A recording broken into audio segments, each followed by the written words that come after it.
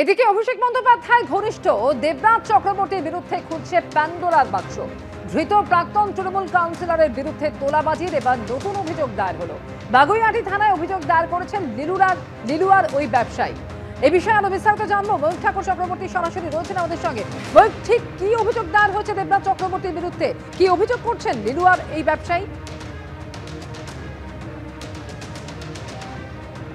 দেখো, প্রায় 1,25,00,000 টাকা তোলাবাজির অভিযোগ দেবরাজ চক্রবর্তী অভিষেক বন্দ্যোপাধ্যায়ের ঘনিষ্ঠ বিধাননগর পুর নিগমের মেয়র পরিষদ তার এগেনস্টে। এবং এই অভিযোগ আমরা এই মুহূর্তে যেখানে দাঁড়িয়ে রয়েছি সেই বাগুইআটি পুলিশ স্টেশন, সেখানে কিছুদিন আগে লিলুয়ার একজন ব্যবসায়ী তিনি দায়ের করেছেন।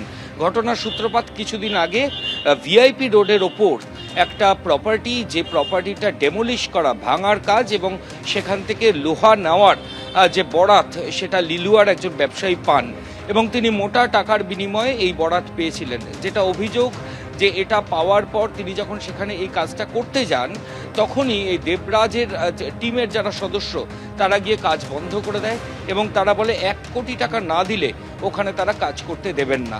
এবং তারপর ওই ব্যবসায়ীর সঙ্গে দফায় দফায় দেবরাজের কথা হয়, দেবরাজের টিমের কথা হয়। 1 কোটি টাকা ওই ব্যবসায়ী একবারে দিতে পারবেন না জানান এবং প্রথমবার তিনি 25 লক্ষ টাকা দেন। এর কিছুদিন পর আবার 25 লক্ষ টাকা দেন। তখন দেবরাজের তরফ থেকে আবার বলা হয় যে 1 কোটিতে হবে না, ওটা 1,25,00,000 টাকা লাগবে, অর্থাৎ আরও 25 লক্ষ টাকা লাগবে।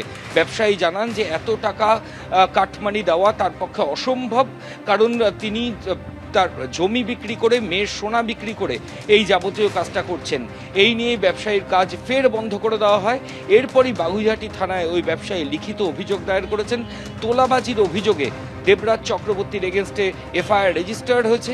ইতিমধ্যেই দেবরাজ চক্রবর্তীর বিরুদ্ধে একাধিক কেসে বিভিন্ন তদন্তে যেগুলো উঠে এসেছে সেগুলো নিয়ে এই বাগুইআটি থানা তারা চার্জশিট দিয়েছে।